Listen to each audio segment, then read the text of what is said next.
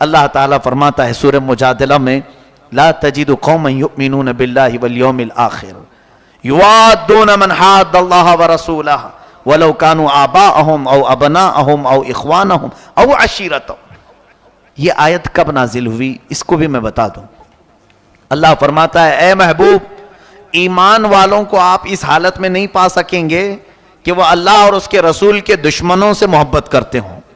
نہیں، ایمان والے اللہ اور اس کے رسول کے دشمنوں سے ہرگز محبت نہیں کرتے، خواہ ان کے باپ ہوں، ان کے بھائی ہوں، ان کے گھر والے ہوں، خاندان والے ہوں، بیٹے ہوں.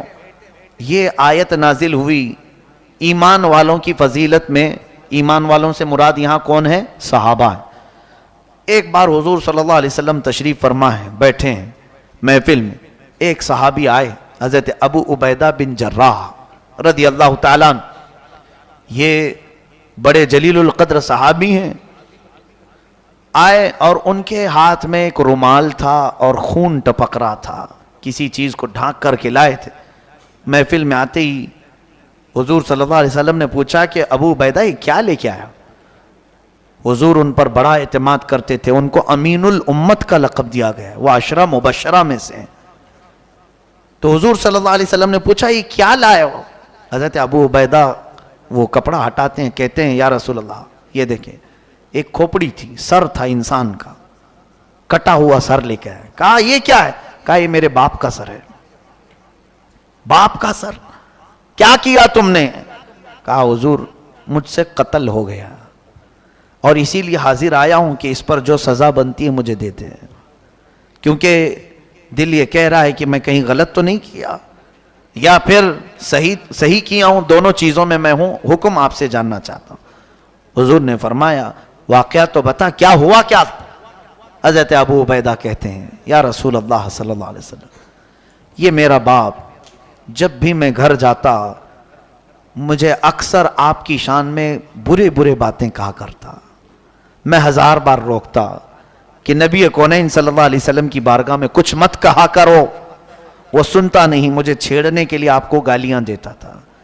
یہ کافر تھا، مشرک تھا، اور حد کر دی اس نے کہ آج میں تھکا ہارا آیا تھا اور اس نے آپ کی شان میں ایسے نازیبا کلمات کہے کہ میرا دل برداشت نہیں ہو سکا. میں شکار سے آیا، ننگی تلوار ہاتھ میں تھی، جوش میں نے اڑا دیا کہ جو میرے نبی کی شان میں اس قدر بکتا ہو. میں نے بارہا کہا تھا کہ تم مجھے گالیاں دے دے، جتنا دینا ہے مجھے دے دے، میرے مصطفیٰ کو مت دے. نبی کونین کی شان میں کچھ مت کہے. وہ سنتا نہیں تھا، مجھے کچھ نہیں بولتا، آپ کو بولتا. میں نے اڑا دیا. حضور پاک صلی اللہ علیہ وسلم نے فرمایا مار دیا. کیا تجھے حکم آیا تھا کہ مار دینا چاہیے؟ تب اللہ تعالیٰ کی طرف سے آیت نازل ہو گئی اے حبیب یہ جو آپ کے بندے نے، آپ کے غلام نے کیا، اللہ کی پسندیدہ کام اس نے کیا. اس لیے کہ ایمان جس کے قلب میں ہوتا ہے وہ اللہ اور اس کے رسول کے دشمنوں کو کبھی دوست بنا ہی نہیں سکتا، خواہ ان کے باپ ہوں، ان کے بیٹے ہوں، ان کے خاندان والے ہوں. ہمارا جو رشتہ ہے میرے عزیزو، آج یہ جو بیٹوں کا رشتہ، بھائیوں کا رشتہ، ہمارے باپ سے جو ہمارا رشتہ ہے، آج اس کو خون کا رشتہ مت سمجھنا. ہمارا جو کچھ بھی رشتہ ہوتا ہے وہ محبت رسول پر ہوتا ہے. اگر آپ کے باپ محبت رسول میں ہیں تو خونی رشتہ باقی ہے، اور اگر گستاخی رسول آ گئی تو تمہارا باپ نہیں ہے، وہ ہمارا باپ نہیں. میرا بیٹا اگر بھٹک گیا اسلام سے، نبی کونین صلی اللہ علیہ وسلم کی عظمت، آپ کی محبت سے ہٹ گیا تو وہ میرا بیٹا نہیں ہے، میرا اس سے کوئی تعلق نہیں. یہی دین ہمارا ہے، اور اس پر جب تک کاربند رہو گے اللہ کی مدد شامل حال رہے گی، اور اسی کو ایمان کہا جائے گا. اور جو یہ لوگ آج یہ سوچتے ہیں چلتا ہے سب چلا لو، قیامت کے دن پھر تمہارا اور ہمارا سامنا ہوگا. جس کا چلنا یا چلتا ہے والے جو معاملات ہیں، پھر حضور پاک صلی اللہ علیہ وسلم کی بارگاہ میں کیا منہ لے کر شفاعت کے لیے آئیں گے؟ کس منہ سے آئیں گے؟ میرے عزیزو، سیدنا ابو بکر صدیق، ان کا ایمان تو یہ ہے، ان کے بیٹے جنگ بدر میں آپ کے آمنے سامنے آ گئے تھے. وہ ایمان نہیں لائے تھے، کفار کی طرف سے لڑنے کے لیے آئے، اور جنگ بدر کے کئی دنوں کے بعد جب وہ ایمان لائے، حضرت ابو بکر صدیق سے کہتے ہیں ابا آپ میری تلوار میں کے نیچے 3 بار آ گئے تھے، جنگ بدر میں تھے تو آپ باپ، میں نے نہیں مارا. حضرت ابو بکر صدیق کہتے ہیں اگر تو ایک بار بھی میری تلوار کے نیچے آتا تو میں مار دیتا. میں یہ نہیں دیکھتا کہ میرا بیٹا آیا ہے، میں یہ دیکھتا کہ رسول کے خلاف آیا ہے، حضور کے آگے لڑنے کے لیے آیا ہے، میں اڑا دیتا. یہ ایمان کا اعلیٰ درجہ تھا. میرے عزیزو، آج ہم لوگوں کے ہاں جو ایمان متزلزل ہو گیا ہے، یعنی یقین میں تھوڑی سی تبدیلی آنی شروع ہو گئی. اب دیکھیں ہمارے حالات ایسے ہیں. ان صحابہ کی فضیلت میں اللہ نے کیا فرمایا؟ اشداء علی الکفار رحماء بینہم. وہ اللہ کے دشمنوں پر سخت ہوتے تھے. نہیں، کوئی رعایت نہیں ہے، تمہارے سے ہمارا کوئی لینا دینا نہیں. یہ صحابہ کے حالات تھے. اور آپس میں بہت نرم دل تھے. ہم تو اس کو الٹ دیے ہیں. آج ہم کافروں پر بہت نرم دل ہیں. آ جاؤ افطار پارٹی کرتے ہیں تاکہ تمہاری ہماری میل جول ہو جائے. تم ہماری کھجور کھاؤ، تمہاری کھجور ہمیں کھلاؤ، تم حرام ہمیں کھلاؤ، ہم حرام تمہیں کھلائیں. یہ حرام دوستیاں، اس کو آج فیشن کا ایک الگ انداز دے دیا گیا ہے. ہاں، ہم ہندوستان میں رہتے ہیں، کفار و مشرکین کے ساتھ ہمارے تعلقات کے بھی مسائل ہیں. میں نے اس کو آلریڈی تفسیر میں بیان کر دیا ہے کہ کس انداز سے ہماری ملاقاتیں ان کے ساتھ ہیں. تجارت، لین دین، تعامل، یہ سب چیزیں جائز رکھا ہے اسلام. ہم ان سے میل جول رکھتے ہیں تجارت کے معاملات میں، لین دین کے معاملات میں، اور بہت سارے. اگر پڑوسی ہے تو اس کے حقوق الگ ہیں. لیکن یہ جو دلی محبت اور ایسی سانٹ گانٹ کے اپنے سگے بھائی سے محبت نہیں کرتا اور کفار و مشرکین سے محبت، یہ ایمان نہ ہونے کی علامت سے. ایمان قلب میں ہو تو کبھی ان چیزوں کی اسے اجازت اسلام دے گا ہی نہیں، ایمان اس طرف لائے گا ہی نہیں. مجھے بتاؤ، ایک اکھیارا جس کی آنکھیں ہیں، چلتے چلتے کیا وہ آگ میں چلا جائے گا؟ اسے معلوم ہے کہ آگ جل رہی ہے، میں کیسے چلا جاؤں؟ اندھا جو ہے اسے معلوم نہیں، بیچارہ ہو سکتا ہے انجانے میں پاؤں رکھ دے. اسی طرح کفر یہ آگ ہے، شرک یہ آگ ہے.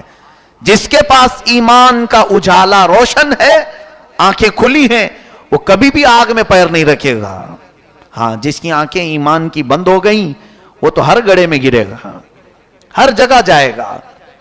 آج بنام مسلمان بہت سارے ہیں. میں یہاں ایمان کی یہ باتیں جو کر رہا ہوں، ہو سکتا ہے کچھ لوگوں کو سخت لگتی ہوں، مجھے اس کی پرواہ نہیں، اس لیے کہ میں جو بیان کر رہا ہوں یہ صحابہ کی صفات بیان کر رہا ہوں.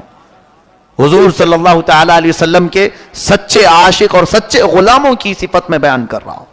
کچھ لوگوں کو ہضم نہیں ہوتی، سخت باتیں لگتی ہیں، لیکن اس کی پرواہ ہمیں نہیں ہے.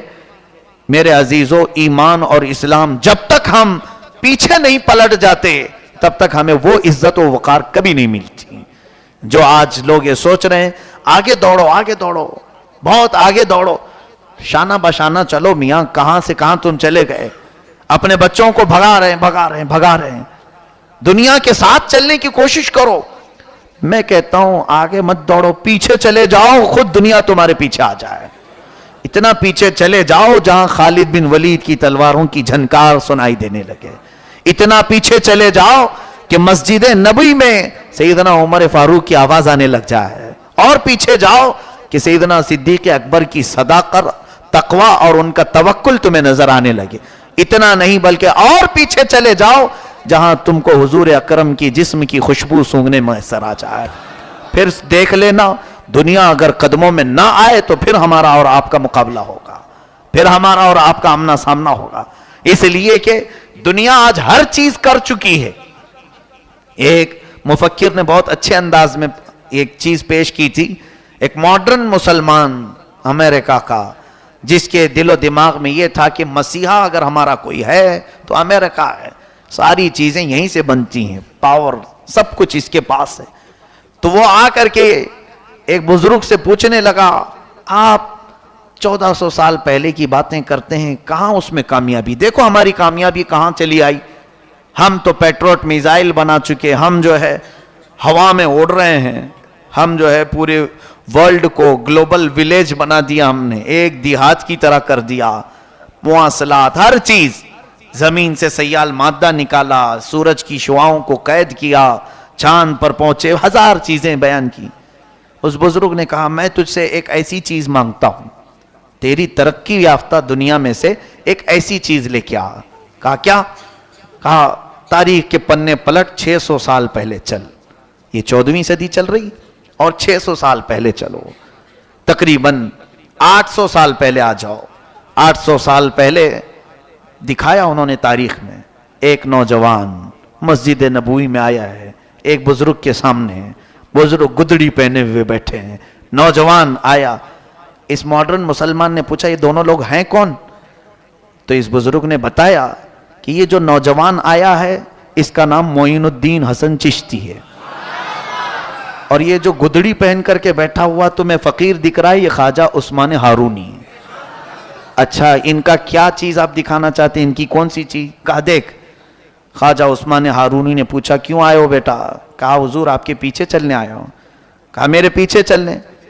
تو حضرت غریب نواز کو انہوں نے کہا اوپر دیکھو کیا دکھتا ہے؟ کہا آسمان دکھ رہا ہے۔ نیچے دیکھو کیا دکھتا ہے؟ زمین دکھتی ہے۔ پھر خواجہ عثمان ہارونی نے اپنی 2 انگلیاں معین الدین حسن چشتی کی پیشانی پر رکھی، کہا اس کے بیچ میں سے دیکھو۔ معین الدین حسن چشتی نے دیکھا، کہا مجھے 7 آسمان تک دکھ رہے، پہلا آسمان، دوسرا، تیسرا، چوتھا، پانچواں، چھٹا، 7 آسمان، بلکہ وہ پکارنے لگے اے خواجہ عثمان ہارونی مجھے عرش خدا تک نظر آ رہا ہے۔ پھر دکھا نیچے، کہا 7 زمین کے طبق تحت الثری تک نظر آ رہا ہے۔ اس بزرگ نے وہ تاریخ بند کر دی اور اس ماڈرن مسلمان سے پوچھا کیا تیری ترقی یافتہ دنیا میں سے ایک ایسا انسان لے کے آ جس کی 2 انگلیوں کے بیچ سے دیکھیں اوپر تو عرش خدا نظر آئے، نیچے دیکھیں تو تحت الثری نظر آئے۔ کہاں سے لائے گا؟ کہاں سے لائے گا؟ اس مورخ نے جو لکھا ہے، کہا کہ یہ مسلمان جو ماڈرن، جس کو یہ یقین بیٹھ چکا تھا کہ ہماری دنیا کا مسیحا امریکہ ہے، پہنچا امریکہ کے پاس اور سب کو جمع کر کے پوچھا بھائی ایک انسان ایسا چاہیے ہم کو۔ کہا ہمارے ہاں مشینیں تو بنتی ہیں، انسان تھوڑی نہ بنتا ہے، مشینیں بہت مل جائیں گی جتنی چاہیں، انسان چاہیے، انسان تو گلی کوچے باغیچے کہاں کہاں پڑے رہتے ہیں، لے جاؤ۔ کہا نہیں ایسے ناجائز نہیں، جائز انسان چاہیے، وہ بھی ایسا کہ اس کی انگلیوں سے دیکھیں تو عرش خدا نظر آئے، نیچے دیکھیں تو تحت الثری۔ اس نے انکار کر دیا، سپر پاور ہونے کے باوجود کہا یہ کام ہمارا نہیں ہے، ہمارا کام مشینیں بنانا ہے۔ تبھی وہاں پر کوئی ایک نباز قسم کا شخص بوڑھا بیٹھا تھا، اس نے مسلمان سے کہا تو مسلمان ہے نا؟ کہا تب تجھے یہ معلوم نہیں کہ ایسے انسان گنبد خضرا کے چھاؤں میں پلتے ہیں، ایسے انسان وہاں ملتے ہیں، جا وہاں سے لے آ۔ پھر یہ بے نیل و مرام واپس لوٹ آیا، کہا کہ اب میرا یقین ہو گیا کہ دنیا میں اگر انسان کو ترقی مل سکتی ہے تو آگے بھاگنے سے نہیں پیچھے بھاگنے سے ملے گی۔ میرے نبی کے قدموں کو ڈھونڈتے ڈھونڈتے جہاں تک پہنچ جائے گا، وہ اخلاق لے کر کے آئے صحابہ کے جو گدڑی پہنے ہوتے لیکن لوح محفوظ کو دیکھ رہے ہوتے۔ ان کے پاس یہ پاور تھا کہ مدینہ طیبہ میں خطبہ دے رہے عمر ابن خطاب، آج تو فون ہیں، ٹیلی فون ہیں، ساری چیزیں ہو کر کے بھی تم وہ کام نہیں کر سکو گے جو رسول اللہ کا ایک غلام کر دیا۔ مدینہ طیبہ میں خطبہ دے رہے ہیں، نہاوند میں جنگ ہو رہی ہے، ملک شام کا علاقہ ہے نہاوند، کتنے 1000 کلومیٹر کا فاصلہ ہے۔ حضرت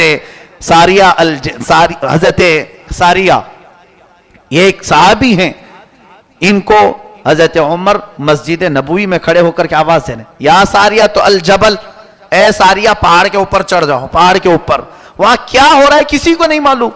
1 مہینے کے بعد حضرت ساریہ واپس آئے جنگ کی فتح یابی کی خوشخبری لے کر، تو مدینے والوں نے پوچھا کیسا رہا؟ حضرت ساریہ کہتے ہیں بہت کٹھن جنگ تھی، جمعہ کا دن تھا، ہم تو پس جاتے، ساری جگہوں سے کفار نے ہمیں گھیر لیا تھا۔ اچانک ایک آواز آئی ساریہ پہاڑ کے اوپر جاؤ، ہم اس آواز کی پیروی کرتے اوپر چڑھ گئے تو ہم کو اللہ نے فتح یابی عطا فرمائی، اس لیے کہ سارے کفار ہمارے نرغے میں آئے اور اللہ نے ہمیں فتح عطا کی۔ تب صحابہ نے کہا اے ساریہ جانتے ہو وہ آواز امیر المومنین عمر ابن خطاب کی تھی، بغیر فون کے بغیر انٹرنیٹ کے رسول اللہ کا ایک غلام مدینے سے وہاں تک آواز پہنچاتا ہے، اسے کامیابی نہیں تو اور کسے کامیابی کہو گے؟ آج مادیات کی طرف 1000 دوڑ لگاؤ، لیکن میں تو یقین کے ساتھ کہوں گا وہ صحابہ کو جو اللہ نے کامیابی عطا کی تھی پوری دنیا مل کر کے بھی چاہے تو وہ حاصل نہیں کر سکے گی۔ اسی لیے علامہ اقبال نے ایک بہت اچھے انداز میں فیصلہ کیا اور کہا ان کے جو ہم غلام تھے خلق کے پیشوا رہے، ان کے جو ہم غلام تھے خلق کے پیشوا رہے، ان سے پھرے جہاں پھرا پھر آئی کمی وقار میں۔ اللہ ہمیں محبت رسول کی سچی تعلیمات عطا کرے، میرے آقا کے نقش قدم پر چلنے کی توفیق عطا فرما۔ وآخر دعوانا ان الحمدللہ۔